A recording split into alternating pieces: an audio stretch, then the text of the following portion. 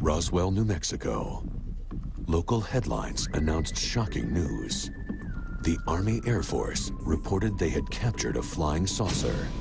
Debris was found on a nearby ranch in Corona.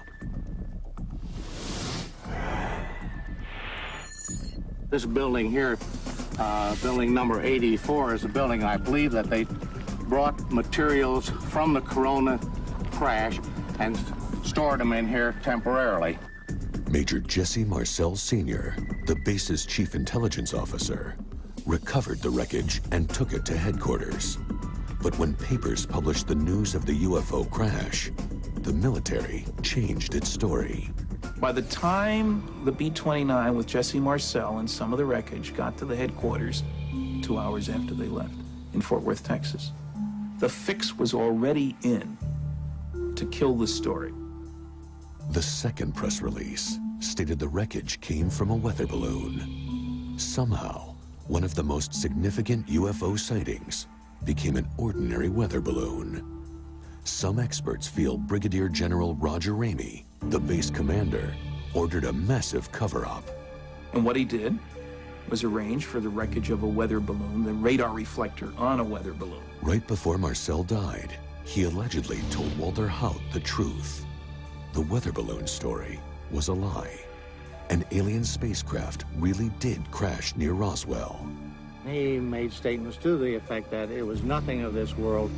It couldn't be bent, torn, cut, pierced, burned.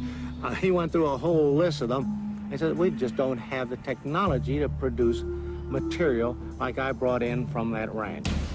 And some UFO experts maintain that a mid-air collision caused a second crash that day, 200 miles from Roswell.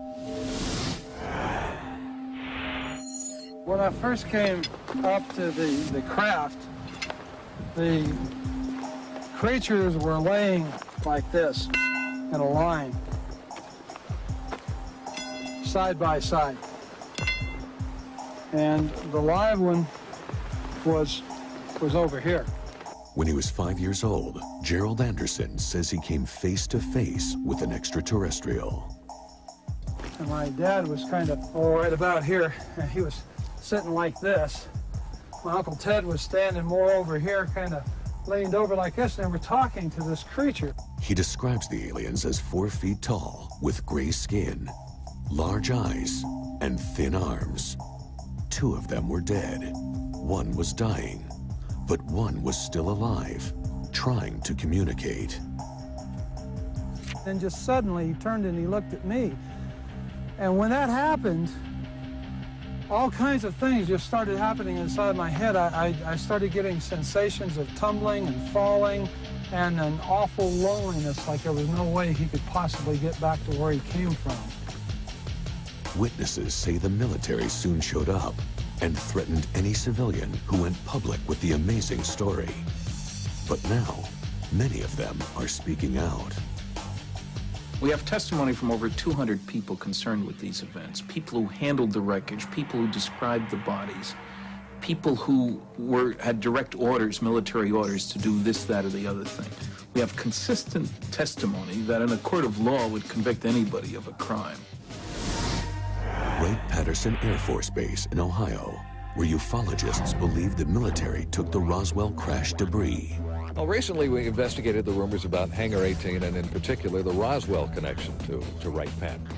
The military claimed they brought a crashed weather balloon to Wright-Patterson. What happened to it? We couldn't find any record of that. We found that was sort of interesting.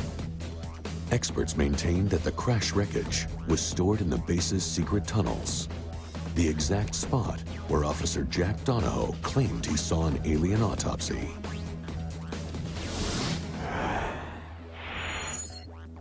My Uncle Jack had a top secret security clearance when he worked at Wright-Patterson the complete time. The strangest story that he ever accounted to me was the day that he asked me if I had heard of a UFO crash out in Phoenix, Arizona. He said, we have the bodies from the crash.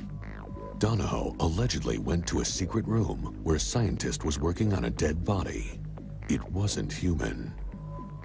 There was a stainless steel table in this room that was arranged a little bit like a laboratory. The man said, "Look at this." Jack looked at the body.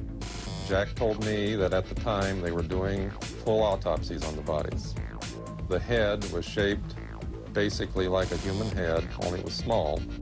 He said, "We better not spend very much time here," and they left the room.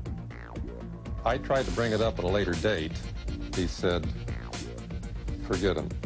Just forget about the whole incident."